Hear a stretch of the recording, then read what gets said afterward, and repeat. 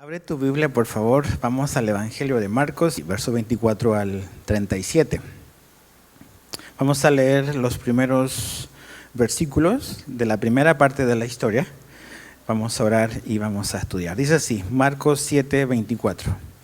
Levantándose de allí, Jesús se fue a la región de Tiro y entrando en una casa no quería que nadie lo supiera, pero no pudo pasar inadvertido, sino que enseguida, al oír hablar de él, una mujer cuya hijita tenía un espíritu inmundo fue y se postró a sus pies. La mujer era gentil, sirofenicia de nacimiento, y le rogaba que echara al demonio fuera de su hija. Y Jesús le decía: deja que primero los hijos se sacien, pues no está bien tomar el pan de los hijos y echarlo a los perrillos. Es cierto, Señor, le dijo ella, pero aún los perrillos debajo de la mesa comen las migajas de los hijos. Jesús le dijo: por esta respuesta, vete, ya el demonio ha salido de tu hija. Cuando ella volvió a su casa, halló que la niña estaba acostada en la cama y que el demonio había salido. Entonces, Padre, ayúdanos, Señor, a poder seguir conociéndote. Que nuestro concepto de Jesús sea algo que fluya del Jesús histórico, del Jesús real, del Jesús que está revelado en los evangelios. Entonces, ayúdanos a rectificar lo que está mal y a poder amarte por quien realmente tú eres, Señor. Entonces, háblanos por medio de este texto, te lo pedimos en el nombre de Jesús. Amén. Hemos estado viendo hasta este momento cómo el ministerio de Jesús ha sido realmente de mucha acción. Algo que decíamos que Marcos, a diferencia de otros evangelios, es que no está enfocado primordialmente en las enseñanzas de Jesús. Él se enfoca más en lo que Jesús hizo. Por eso, si tienes una de estas Biblias donde las palabras de Jesús aparecen en rojo, si tú haces la comparación con Marcos, te vas a dar cuenta que hay otros evangelios que tienen más letritas en rojo. Y es porque Marcos habla más sobre lo que Jesús hizo. Es como Jesús en acción. Entonces, hasta el momento, Jesús ha estado haciendo muchísimas cosas. Su ministerio goza de bastante popularidad.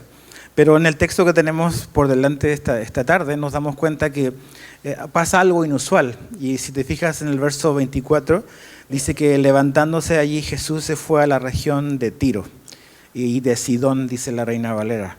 ¿Qué es lo que vemos acá? Es algo bien interesante porque por primera vez, al menos registrado en los evangelios, Jesús sale del territorio de Palestina, por decirlo de alguna manera, como si Jesús saliera al extranjero, por decirlo de alguna forma. Y es el único registro de los evangelios de que Jesús haga eso. Hasta el momento y después de esto no volvemos a ver que Jesús lo haga otra vez. Su ministerio había estado básicamente limitado en Galilea, en Judea, pero nunca había salido fuera del territorio. Y lo hace aquí, va a esta tierra de Tiro y de Sidón, que es básicamente territorio gentil. Entonces, básicamente para entender el concepto de gentil, era la manera en que se define o se le llamaba a todas las personas que no son judías, ¿ok? Entonces, tú y yo somos gentiles, no somos judíos. Y este territorio era un territorio donde no habían judíos. Es lo que actualmente corresponde al Líbano. Si tú agarras un mapa y ves el país de Israel ahora y ves al norte de Israel, está el Líbano. Eso es el lugar donde va Jesús, es el actual Líbano. Esta ciudad está más o menos ubicada a unos 65 kilómetros al noroeste de Capernaum, donde Jesús pasó la mayoría de su tiempo, y no sabemos por qué Jesús va hasta allá. Jesús no lo menciona, al menos explícitamente, tampoco Marcos nos da la razón, ni Mateo, que también habla de la misma historia, no nos dice por qué Jesús va hasta allá. Ahora, quizás Jesús anda buscando un tiempo de descanso, porque de hecho dice que entró a una casa como para que nadie supiera que estaba ahí.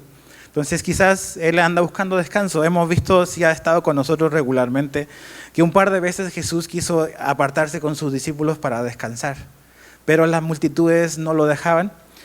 También a lo mejor esa es una razón por la cual él va hasta allá, como que vamos a salir un fin de semana fuera del país, ¿no? O también quizás sumado a eso el hecho de que es evidente que la tensión y la hostilidad hacia Jesús va en aumento. Ya vimos la semana pasada que una comitiva de Jerusalén, de estos líderes religiosos, fueron hasta Galilea básicamente como para apretar un poco a Jesús, ¿no? Ser hostiles hacia él. Entonces quizás es un poco de ambas cosas, descanso y a lo mejor salir un tiempo de la hostilidad. Pero haya sido la razón que haya sido, Jesús está acá. Y algo muy interesante que te fijas al final del verso 24 es que a pesar de que está en un lugar donde nunca ha ido, dice, no pudo pasar inadvertido, ¿no? O sea, es evidente que la fama de Jesús y su nombre se ha expandido fuera de las fronteras ya de Israel. Y incluso en un lugar como este ya hay personas que han oído hablar de Jesús. Acuérdate, no es la era digital, no hay internet, no hay redes sociales, pero la fama de Jesús ya está acá, ya hay gente que ha oído hablar de él. Ahora, en este viaje o en esta salida al extranjero, Jesús se encuentra con una mujer.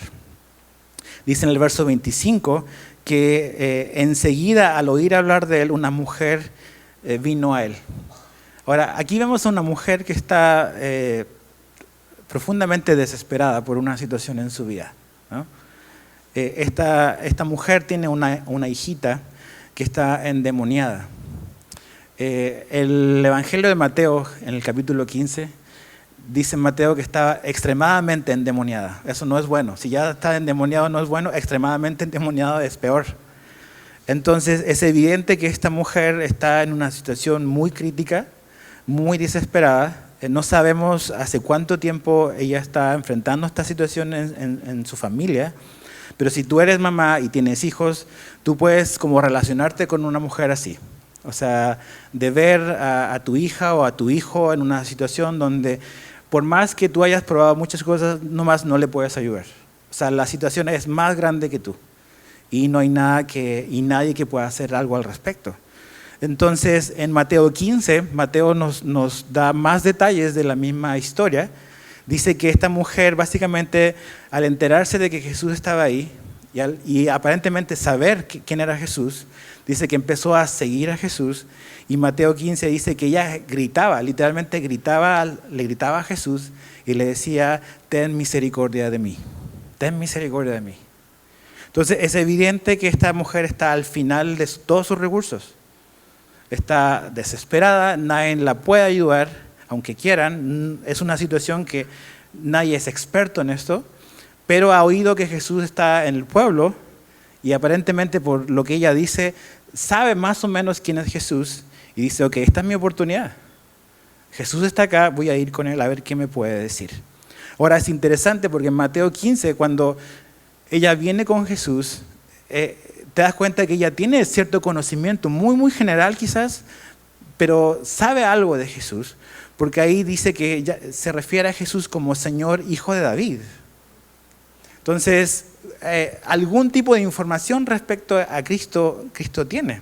Entonces, ahora lo interesante es la reacción de los discípulos. Algo que hemos tratado de ver en esta serie es qué es lo que sucede con estos hombres que Jesús eligió para sí. Porque el Señor los está entrenando, ¿ok? Jesús está enseñando, ellos están oyendo todas sus enseñanzas y están viendo todos sus milagros. Pero en ese proceso de 3 años y medio, Jesús los está entrenando porque ellos se van a quedar, ellos van a llevar el Evangelio a todo el mundo. Entonces, ¿cómo reaccionan los discípulos? Marcos no nos dice cómo, pero si lees en Mateo, te das cuenta que la reacción de los discípulos con la mujer no fue buena. No fue buena. En Mateo 15, 23... dice que los discípulos le rogaban al Señor, atiéndela, pues viene gritando tras nosotros, ¿no? Entonces, esa palabra, atiéndela, es una palabra interesante porque es la misma palabra que los discípulos dijeron unos capítulos atrás. En Marcos 6:36, ¿se acuerdan cuando estaba la multitud que tenía hambre, ya estaba atardeciendo? ¿Qué dijeron los discípulos? Señor, despídelos que se vayan a su casa. Okay, la palabra atiéndela es la misma palabra. Lo que están diciendo los discípulos es con la mujer, Señor, ya dile que se vaya. Atiéndela, o sea, como que va, vete a tu casa. Esos son los discípulos, ¿ok? Entonces, ahí estamos tú y yo representados, así somos nosotros. No podemos como que apuntarlos con el dedo, porque realmente ellos nos representan fielmente de muchas veces nuestras actitudes. Entonces, sus discípulos realmente no sabemos la razón, pero es evidente que quizás ya vienen cansados, nunca han podido todavía tener este tiempo de desconectarse de la realidad y del ministerio, y pues aquí tampoco, también Jesús no puede pasar desapercibido, y viene esta mujer y está gritando a esta señora que alguien la calle, por favor, y todas estas cosas que los discípulos como que no saben administrar, no saben manejar. Pero la pregunta importante es, ok, los discípulos reaccionan así, pero ¿cómo va a reaccionar Jesús? ¿Qué va a hacer Jesús ante esta situación? Verso 27. Y Jesús le decía, deja que primero los hijos se sacien, pues no está bien tomar el pan de los hijos y echarlo a los perrillos. Dices, ¿qué respuesta más extraña de Jesús? Ahora, si tú pones las dos historias juntas, te vas a dar cuenta de que cuando lees Mateo 15, esto que registra Marco no es la primera respuesta de Jesús, es la segunda. En Mateo 15, la primera respuesta es que Jesús no le contestó nada, dice. Esa es una respuesta. O sea, esta mujer viene completamente desesperada y le dice, Señor, Señor, ten misericordia, llorando probablemente, y Jesús la vio, la oyó y no dijo nada. Esa es una respuesta. Y dices, órale, o sea, Jesús como que el Jesús compasivo, ¿dónde quedó Jesús? Entonces, si uno nada más leyese esta historia, sin poner en contexto el carácter y todo lo que Jesús es, no va a tener mucho sentido una reacción como esa. Pero no podemos aislar a Jesús, todo lo que Él ha hecho, todo lo que Él es de esta historia. Entonces, no es como que una ignorancia, no es una crueldad de parte de Jesús. Jesús seguramente está pensando algo más que simplemente como que no quiso atenderla. Entonces, ¿qué es lo que creo que Jesús está haciendo con esta mujer? ¿Ves? Esta mujer no tenía el Evangelio de Marcos para saber cómo iba a terminar la historia. Pero Jesús va a sanarla, va a sanar a su hija. Esta mujer todavía no lo sabe.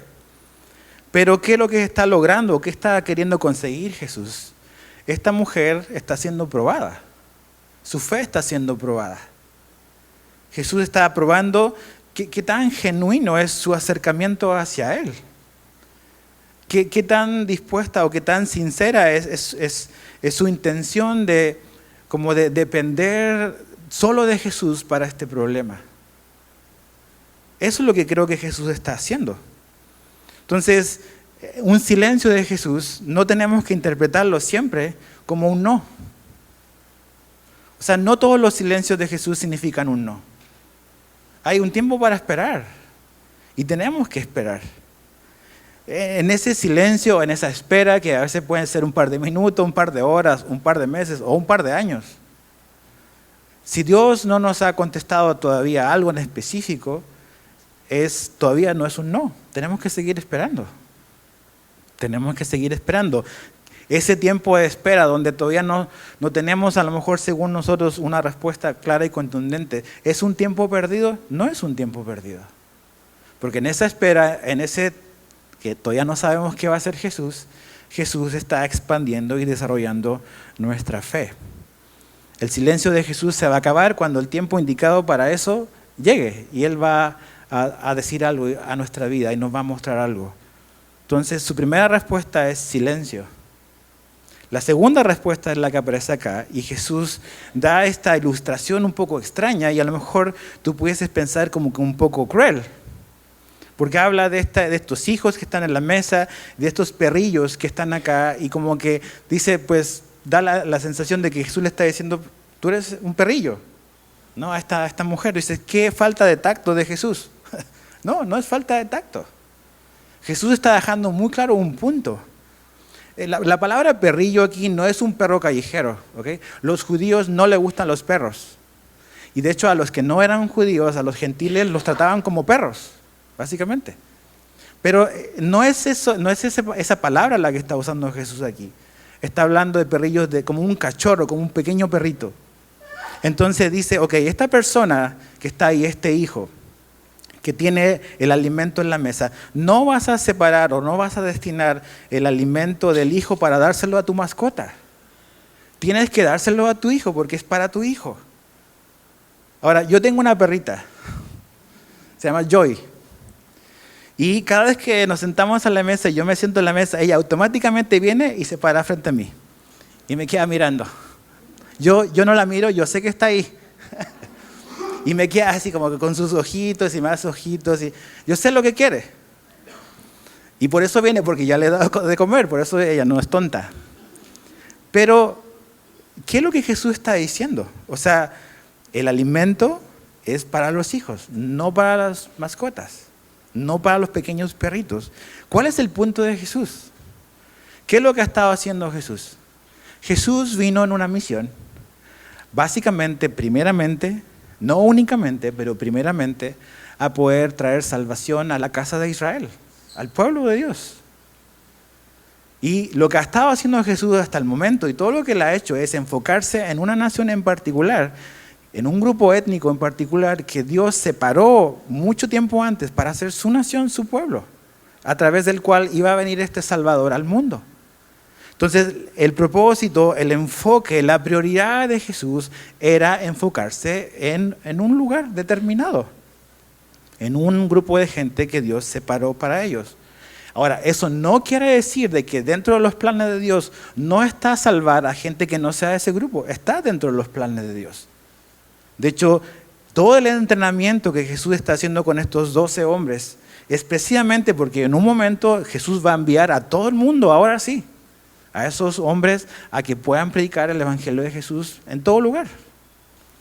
Pero en este momento Jesús dice, ok, en este momento la misión que el Padre me encomendó es enfocarme en un pedazo de territorio, en estar aquí y en venir y que esta gente, la gente judía, pueda reconocerme que yo soy el Mesías y soy su Salvador. Eso es todo lo que Jesús está diciendo. Esta mujer, cuando Jesús la trata como un perrillo, no se ofendió. Hoy vivimos en la era de que todo nos ofende, pero esta mujer no se ofendió. ¿Ok? No se ofendió con lo que Jesús dijo. De hecho, la reacción de la mujer es muy interesante. Verso 28 dice, es cierto, Señor. O sea, dice, ok, lo entiendo, es verdad lo que tú me estás diciendo, es cierto, le dijo ella. Pero aún los perrillos debajo de la mesa comen las migajas de los hijos. Dice, lo entiendo. Ella está insistiendo en algo. Está insistiendo en algo con Jesús. ¿Por qué está insistiendo en algo con Jesús? Porque todavía Jesús no ha dicho que no. No ha dicho que no. Entonces, si Jesús todavía no nos ha dicho que no, tú dale, tú insiste en algo. Sigue orando. Pero nosotros a veces desistimos muy rápido. ¿Oraste por eso? ¿Cuántas veces oraste? 1. Ok. Y oraste mientras estabas dando gracias por los alimentos en la mesa. No, insiste, porque todavía no has recibido un no. Ahora, evidentemente aquí no estamos diciendo de pedir por cosas pecaminosas, Dios a eso siempre nos va a decir que no.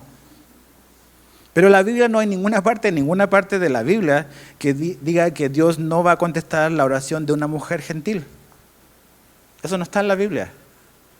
Entonces, hay cosas que a lo mejor la Biblia explícitamente no nos dice no se puede pedir por eso. Entonces, mientras Dios no nos muestre un no, pues podemos seguir orando por eso y esperando y confiando en que Dios va a darnos una respuesta. Entonces, ella insiste. Y lo que dice básicamente, o la idea detrás de sus palabras, es, ok, Señor, yo entiendo lo que tú me dices y es cierto. Yo no te estoy pidiendo sentarme a la mesa como uno de tus hijos. Yo solo te estoy pidiendo una pequeña migaja. Es todo lo que estoy pidiendo. Dices, wow, esta mujer tiene claras muchas cosas. Es solo pido un pedacito nada más de lo que cae de la mesa. Acuérdate, los judíos todo lo que Jesús está poniendo en la mesa, lo están tirando al piso. No lo quieren. Y esta mujer dice, ok, yo no puedo tener todo eso, yo no estoy sentado a la mesa. Sé que por este momento yo no soy la prioridad, pero si tan solo me das un pedacito de lo que tú tienes, yo tengo contentamiento. Muy importante.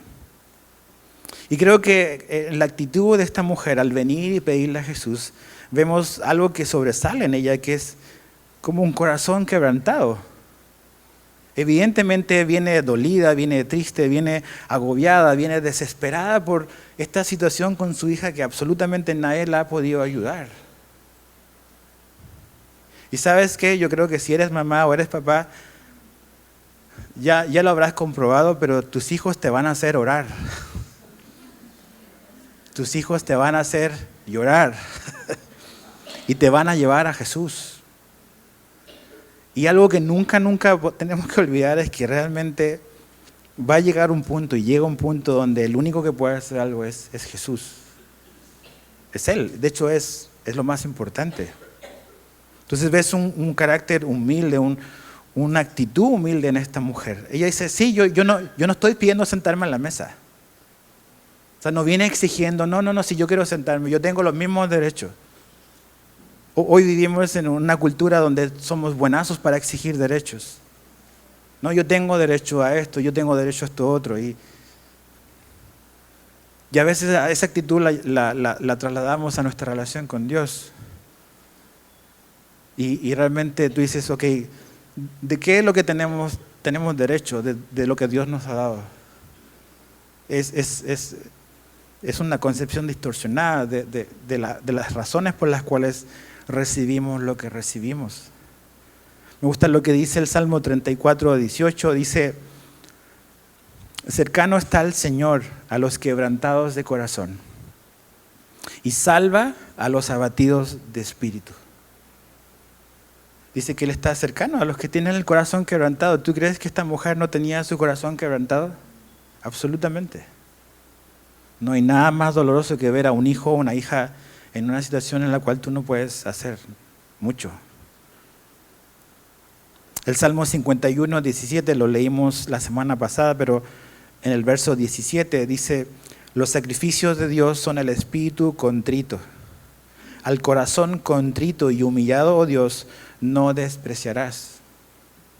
Entonces, esta mujer nos enseña la actitud correcta con la que venimos al Señor. Ella no viene diciendo te exijo, o yo decreto, o yo hago todas estas cosas. No. El Señor, mira, dame una migajita, con eso es suficiente. O sea, una migajita en la mesa va a cambiar mi vida. Va a cambiar mi vida.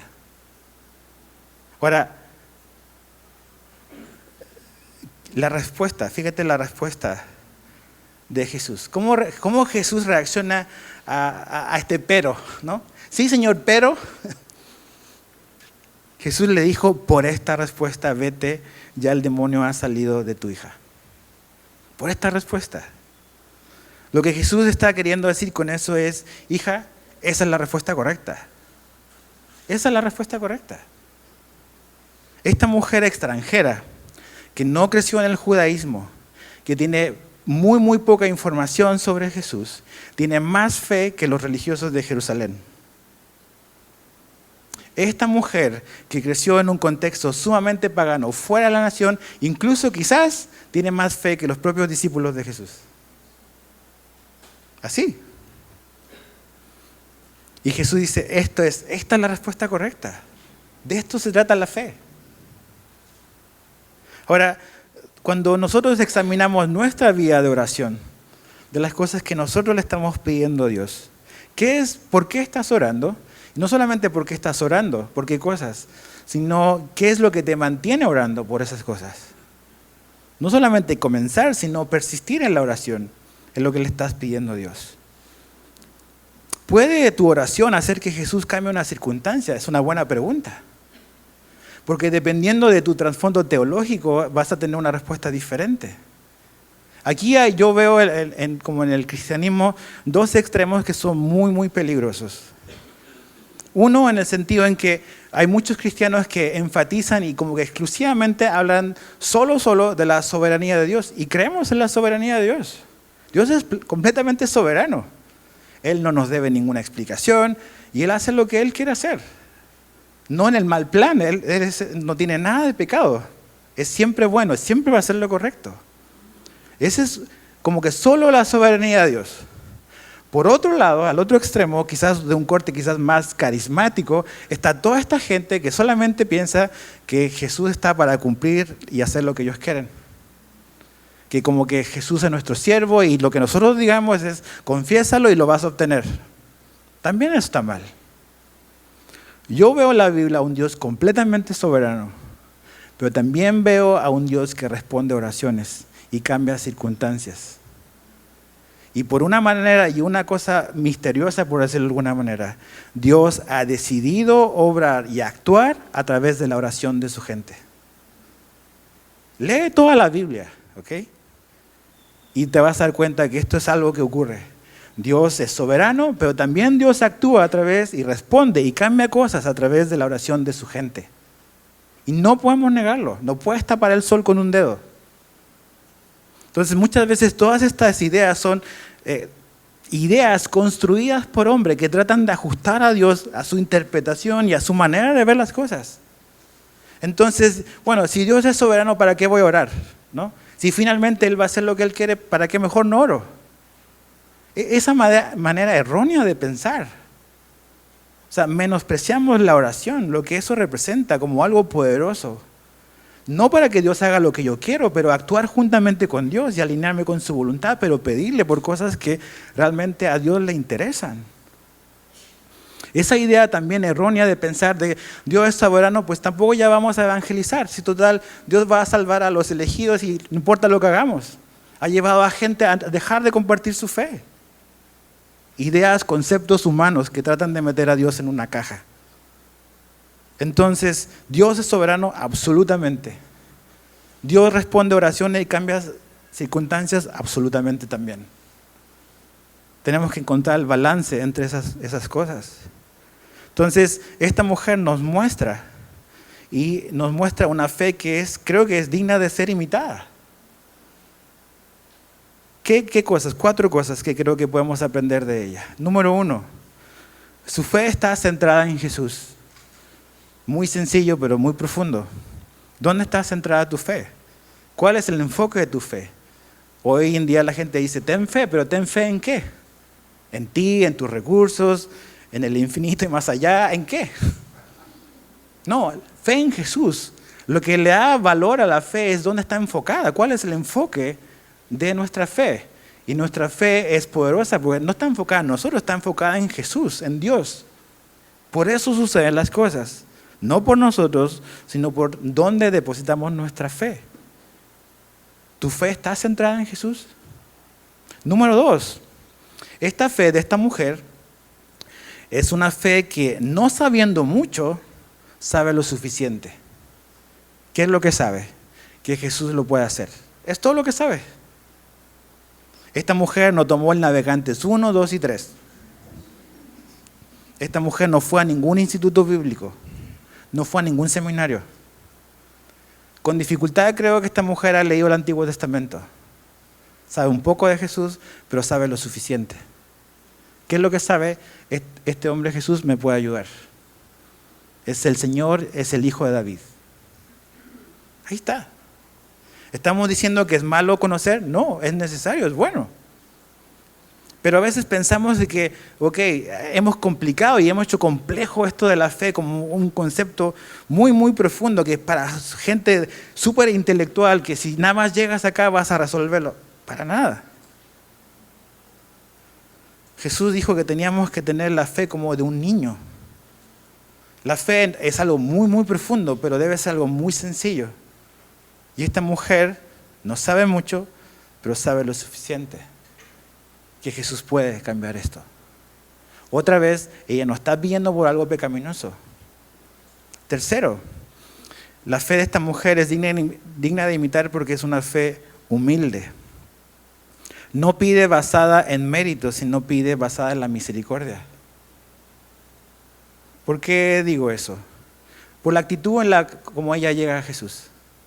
Dice, sí Señor, yo sé, yo no estoy pidiendo que me sientes en la mesa.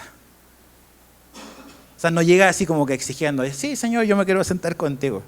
Como los discípulos, cuando tú vengas queremos sentarnos a un lado así.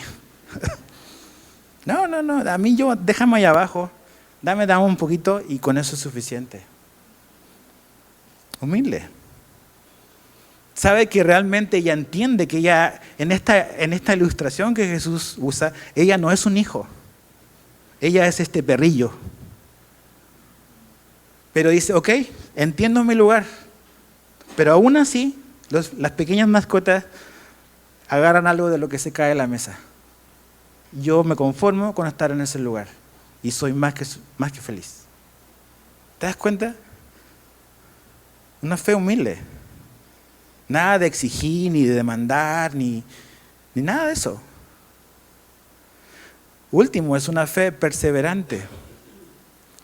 Esta mujer quizás tuvo que brincar muchos obstáculos para finalmente llegar y hablar con Jesús y como que atreverse a decirles y a exponerles su necesidad. Un obstáculo que esta mujer tuvo que brincarse para no desanimarse fue la actitud de los discípulos de Jesús. ¿Te imaginas? Ella va gritando, Señor, ten misericordia, y los discípulos, esta señora, ya Jesús dile que se vaya, ¿no? ¿Qué habrá provocado eso en ella? No, bueno, sí, ¿para qué voy a molestar a Jesús? Si su gente está diciendo eso, pues seguramente su maestro piensa lo mismo. ¿Te imaginas si ella hubiese vuelto a su casa? ¿Qué cambio hubiese habido en ella? Pero fue persistente. A pesar de los discípulos. Todos los discípulos, en mayor o menor grado, muchas veces o varias veces hemos mal representado a nuestro maestro. Y hemos dado una mala imagen a otra gente que anda en busca de Jesús. Y ellos han a lo mejor asociado una mala actitud en Jesús a través de lo que ven en nosotros. Somos culpables de eso. Pero a pesar de eso, ella decidió persistir. También la fe de esta mujer fue perseverante porque no se detuvo a pesar como de su identidad. O sea, esta es una mujer sirofenicia, o sea, es extranjera. Aparte, Mateo 15 dice que es de Canaán, usa la palabra Mateo. Porque Mateo está pensando en su evangelio en los judíos. Y los judíos entienden quiénes son los de Canaán. Son la gente que estaba en la tierra que ellos tienen antes de que Josué viniese y conquistase la tierra. Eso significa que entre Canaán y los judíos no se llevan bien. O sea, son hostiles el uno al otro. Entonces, esta mujer en cierta manera tiene que decir, ok, me voy a rendir. Voy a pedirle ayuda a alguien que es judío. Voy a tener que humillarme y reconocer mi necesidad ante un hombre que es de una nación que es ocupante de mi territorio. Es humildad. Por eso la salvación, familia, implica humillarnos. Implica reconocer que este Jesús de Nazaret es mi Salvador. Y la única posibilidad de ser salvo es tengo que humillarme. Muy importante. Pero a pesar de su identidad, ella dice, vamos, dale. Fue perseverante. A pesar de su identidad, a pesar quizás de su pasado, un contexto completamente pagano, idólatra, ella decide persistir. Y cuando Jesús ve a esta mujer, le dice, esta es la respuesta correcta. Este es el tipo de fe que me agrada, que Dios se agrada de eso, que Jesús dice, eso es lo que ando buscando. Muy interesante. Una mujer extranjera. Y Jesús la pone como ejemplo. Verso 31 al 32, volviendo Jesús a salir de la región de Tiro, pasó por Sidón y llegó al mar de Galilea, atravesando la región de Decápolis, y le trajeron a uno que era sordo y tartamudo y le rogaron que pusiera la mano sobre él. Imagínate, Jesús inicia su regreso, otra vez mirando el mapa como de norte a sur, baja y en lugar de irse hacia la costa del Mediterráneo, donde está Capernaum, se va hacia el otro lado, donde está esta Decápolis, que son básicamente una coalición de 10 ciudades. Estas 10 ciudades eran ciudades súper influenciadas por la cultura griega, son ciudades básicamente seculares, no son ciudades como que pro judíos o temerosos de Jehová, sino que son completamente seculares. Y Jesús está ahí, y cuando llega ahí, dice que inmediatamente le trajeron a un hombre enfermo. O sea, donde va Jesús es popular, ¿ves? O sea, no le dan un respiro. Y traen a este sordo con este problema de ser tartamudo. Algo muy interesante, que tal como la mujer sirofenicia, no sabemos su nombre. Tampoco conocemos el nombre de este tartamudo y este sordo, y tampoco Marcos nos da el nombre de estas personas que trajeron a este hombre hacia Jesús, porque sus nombres no son lo más importante. Lo más importante es lo que ellos hicieron. Trajeron a este hombre y lo sentaron y lo pusieron frente a Jesús. ¿Dónde ha pasado eso antes? ¿Ha pasado eso antes? Ha pasado eso antes. Ve conmigo al capítulo 2 del mismo Evangelio de Marcos. Marcos 2, verso 3. Lo vimos hace varios meses atrás, pero es una historia bastante similar. Marcos 2, 3 al 5. Dice, entonces vinieron y le trajeron un paralítico, llevado ante 4 hombres. Como no pudieron acercarse a Jesús a causa de la multitud, levantaron el techo encima de donde él estaba, y cuando habían hecho una abertura, bajaron la camilla en que estaba acostado el paralítico. Viendo Jesús la fe de ellos, fíjate eso, muy interesante. No es la fe del paralítico, es la fe de estos 4 hombres. La fe de ellos dijo al paralítico, hijo, tus pecados te son perdonados. Jesús se impresiona o halaga o reconoce la fe de ¿quién? De estos 4. Estos 4 trajeron a este hombre paralítico y lo pusieron frente a Jesús. También muchos obstáculos para hacer eso. Ya hay mucha gente, mejor vámonos a la casa. No, lo mismo que la mujer. Vamos a persistir en nuestra fe. Hay resistencia, hay oposición, sí, pero tenemos que brincar la oposición. Y se las ingeniaron, rompieron el techo y lo pusieron justo frente a Jesús. Entonces, ¿qué es lo que vemos en la historia del paralítico y en la historia de este sordo tartamudo? La importancia de esas personas anónimas, que no conocemos sus nombres, pero que Dios los ha usado para traer a personas y salvarlas. La salvación de la mayoría de nosotros, incluidos acá, la salvación de Dios a través de la historia, generalmente ha sido en un avanzar de personas que no conocemos, que algún día alguien te presentó a Jesús y te trajo a Jesús. Alguien te habló en un café, alguien te habló en un partido de fútbol, alguien te habló en tu trabajo. Alguien hizo ese trabajo de acompañamiento, de decir, mira, te quiero presentar a Jesús, cree en Él. Y así ha avanzado el reino de Dios a través de 2000 años, con gente anónima que no conocemos. Hace tiempo estaba leyendo un libro donde hablaba de todos estos cristianos de renombre que han existido a través de la historia. Hablaba de Spurgeon, hablaba de varios predicadores, de Billy Graham, y hacían la pregunta, ¿y quién les habló a ellos de Jesús? Nadie sabe sus nombres. Todos conocen a Spurgeon, pero no saben el nombre de quién fue el que le predicó cuando él tuvo ese encuentro y nació de nuevo. Porque ese nombre no es relevante a este lado de la eternidad. A veces creo que tenemos que conformarnos a vivir en el anonimato. Pero ¿sabes qué? Para Dios tú no eres anónimo. Dios conoce tu nombre y conoce absolutamente todo lo que tú has hecho por su causa. Y un día la Biblia nos dice que Él nos va a recompensar por eso. Un acto de gracia de Dios. Pero a este lado de la eternidad hay mucha gente anónima que está haciendo su trabajo, que está trayendo a personas a que se puedan encontrar con Jesús.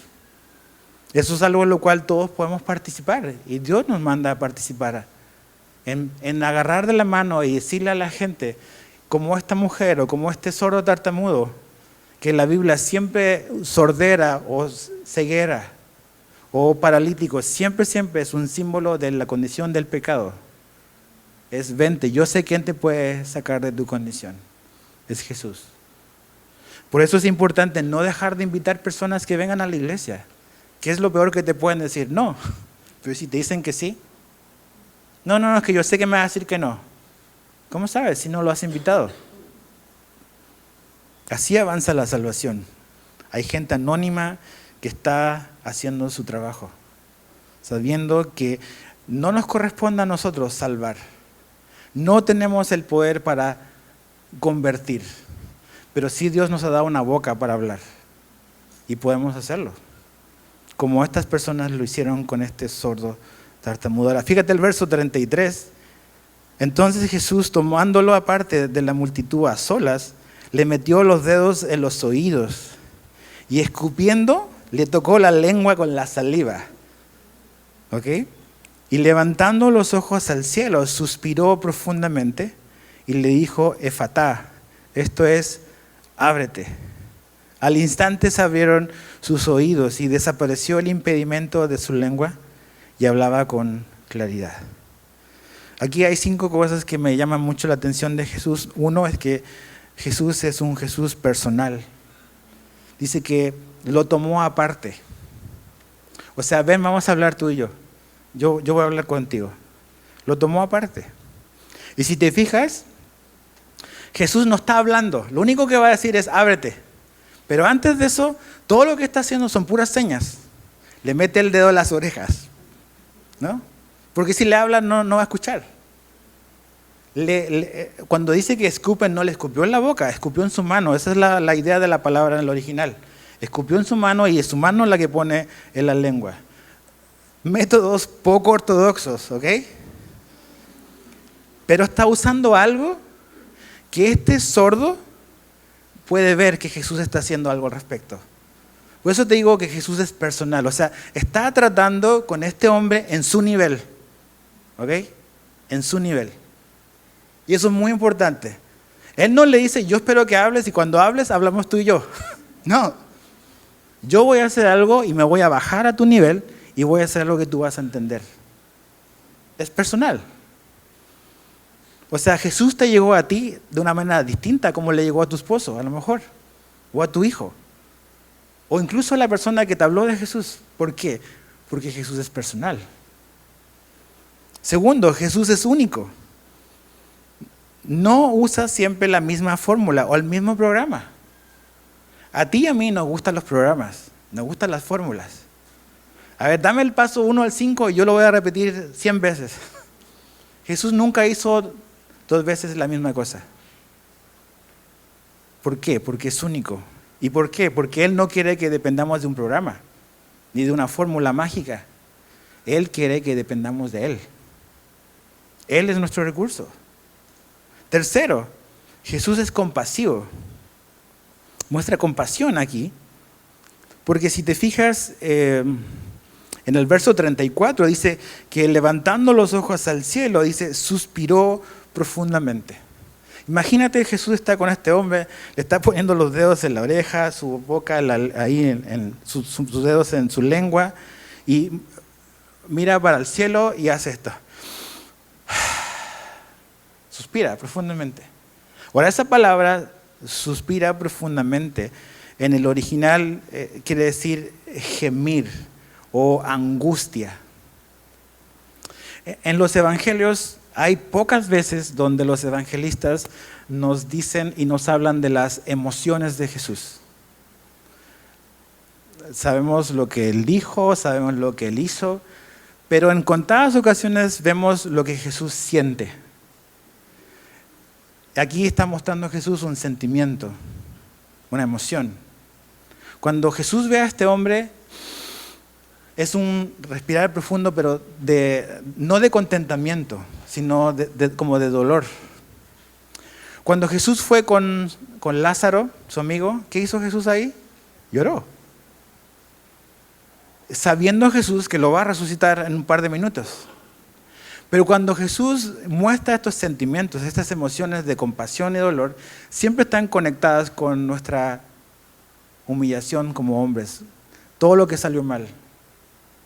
¿Ves? Cuando Jesús ve a Lázaro y llora, no estamos en la mente de Jesús, pero le pesa a Jesús. Porque yo creo que realmente el mundo, las cosas salieron mal y Dios no las creó para que salieran como salieron acá. Nosotros nos rebelamos. Cuando Jesús ve a este hombre y suspira profundamente, dice, o sea, el pecado, ¿no? O sea, la caída. cómo la caída afectó nuestra vida completamente. Lo que veíamos la semana pasada, nuestro verdadero problema. Y Jesús suspira como de angustia, como de tristeza, como de queja. Jesús es compasivo, no está indiferente a nuestra condición, a nuestra realidad.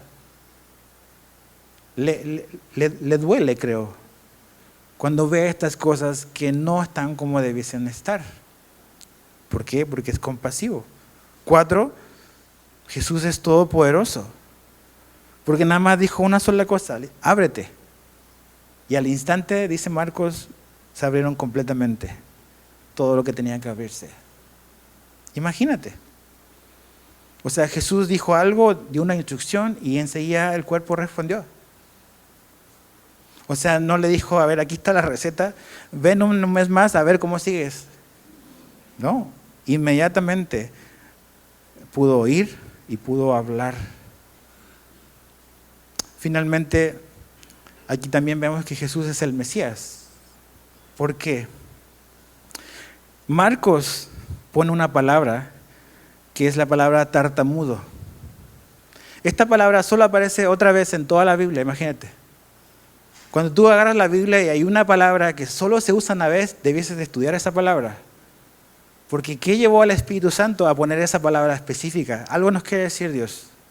Y esta palabra tartamudo aparece aquí y aparece en Isaías 35:6. Y cuando tú lees Isaías 35, el antes y el después, te vas a dar cuenta que esa es una referencia a lo que Dios va a hacer cuando su reino sea establecido acá. Cuando Juan el Bautista empezó como que a dudar un poquito de si era Jesús realmente el que ellos estaban esperando, mandó una comitiva de sus discípulos a preguntarle a Jesús: Jesús, ¿eres realmente el que estábamos esperando o no? ¿No? Y la respuesta de Jesús la encontramos en Mateo 11, 4-5, que dice: Jesús les respondió: vayan y cuenten a Juan lo que oyen y ven. Los ciegos reciben la vista y los cojos andan. Los leprosos quedan limpios y los sordos oyen. Los muertos son resucitados y a los pobres se les anuncia el Evangelio. ¿Qué es lo que está haciendo Jesús? Jesús está citando a Isaías. Y le está diciendo: Juan, tranquilo. Todo lo que está sucediendo es lo que el profeta Isaías habló. El reino de Dios se ha acercado. Y lo que Jesús está diciendo es: sí, yo soy el Mesías. Yo estoy haciendo estas cosas. Yo estoy levantando a los muertos. Yo estoy haciendo a los sordos que oigan, como este hombre de acá, este sordo, y este tartamudo aquí. ¿Qué está haciendo Jesús con eso? Yo soy el Mesías. Yo soy el Mesías que fue prometido en el Antiguo Testamento. Imagínate. Piensa un poco en esto. Esto es asombroso. Dios se hizo hombre, ¿ok? Dios intervino en la historia humana. ¿Y dónde fue? ¿Fue a Roma? No, no fue a Roma. ¿Fue a Grecia? No, no fue a Grecia. Fue un pequeño punto de una nación llamada Israel. Ahí fue. Es asombroso que Dios no haya elegido estos como cajas de resonancias que tú digas: no, si realmente quiero llegar al mundo tengo que ir a Roma porque esa es la ciudad importante, todo está pasando en Roma. O en Grecia, en Atenas, ahí voy a ir. No, Jesús fue a un diminuto punto llamado Israel. Y la mayoría de su vida la pasó en un diminuto área llamada Galilea. Y preparó a hombres para salir y llevar el Evangelio a todo el mundo. Ahora, ¿cómo es la reacción después de que este tartamudo y sordo empieza a hablar? 36 dice: Jesús les ordenó que a nadie se lo dijeran. Pero mientras más se lo ordenaba, tanto más ellos lo proclamaban.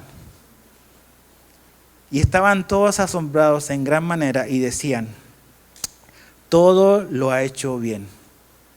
Qué descripción más hermosa de Jesús. Todo lo ha hecho bien. Aún los sordos hace oír y los mudos hablar. ¿Dónde dijeron esta descripción? Todo lo ha hecho bien. ¿En las ciudades más religiosas de Israel? No. En la Decápolis, una cultura completamente secular, súper helenística en su manera de pensar. Y ellos dicen, mira, Jesús lo ha hecho todo bien. Todo bien. Qué descripción más linda de Jesús. Y así es como Él hace las cosas. Las hace todas bien. Tú dices, ok, ahora mi situación no pinta bien. Lo que Dios dice que es bien, su definición es muy distinta a tu y a mi definición de bien. ¿En qué tienes que agarrar así? Como que agarrarte de algo verdadero. Es que Jesús está haciendo algo bien en tu vida. Ahora, aunque tus circunstancias o tus sentimientos o tus emociones te hagan pensar que las cosas no están bien. Dios, Jesús, está haciendo todo bien porque Él hace todas las cosas bien. Todas las hace bien. Imagínate tú, hizo hablar a este tartamudo y podía oír. Y Jesús le dice, no puedes hablar. ¿Qué harías tú cuando puedes hablar? ¿Te das cuenta lo privilegiado que somos de poder hablar con sonido? Algunos nos gusta hablar más que otros, pero todos podemos hablar. Qué bendición de poder comunicarnos. Este hombre no lo podía hacer y Jesús destrabó su lengua, sus oídos y comenzó a hacerlo. Ahora, ¿qué vamos a decir con nuestros labios? ¿Qué vamos a proclamar con nuestros labios? ¿Qué es lo que proclamaron ellos?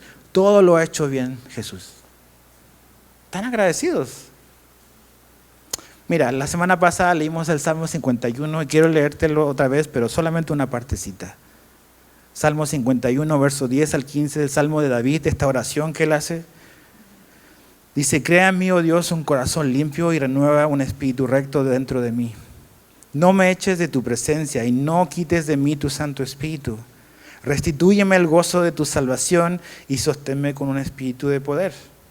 Pero después dice, entonces, o sea, como una consecuencia de todo lo anterior, dice, enseñaré a los transgresores tus caminos y los pecadores se convertirán a ti. Por todo lo que Dios hace en David, dice, yo, después de eso, yo les voy a enseñar a los otros lo que tú hiciste en mi vida. ¿Cómo le vas a enseñar a los otros? Hablando, compartiendo lo que Jesús ha hecho en tu vida. Otra vez la pregunta es, ¿te puedes, o tú o yo, nos podemos guardar silencio si Jesús nos devolvió el habla? Si nos dio la vida otra vez, si hizo todas las cosas que ha hecho en nuestra vida, ¿podemos guardar silencio? Dice David, no, yo no puedo, le voy a enseñar a los transgresores tu ley.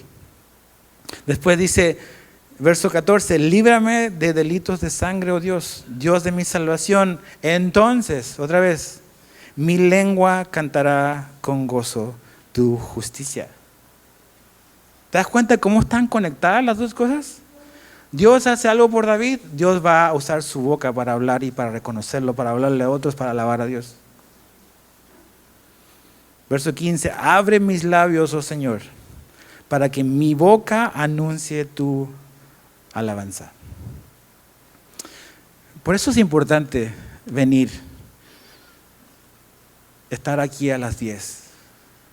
Por eso es importante venir y estar aquí a las 12 y poder abrir nuestra lengua, abrir nuestra boca y decir todo lo bueno que ha sido Jesús y todo lo bueno que Él ha hecho por nosotros. Esa es la razón. La razón por la cual la iglesia o todas las iglesias y todas las congregaciones se reúnen para adorar a Jesús es por eso. No es un momento como para esperar que todos lleguemos. No es un momento para como que medio preparar como que el ánimo para escuchar su palabra. Es lo poquito que podemos hacer para Dios.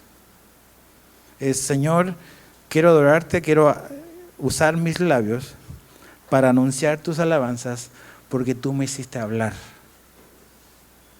Porque tú abriste mis ojos. Porque tú me limpiaste. No me puedo quedar callado. ¿Cómo podría?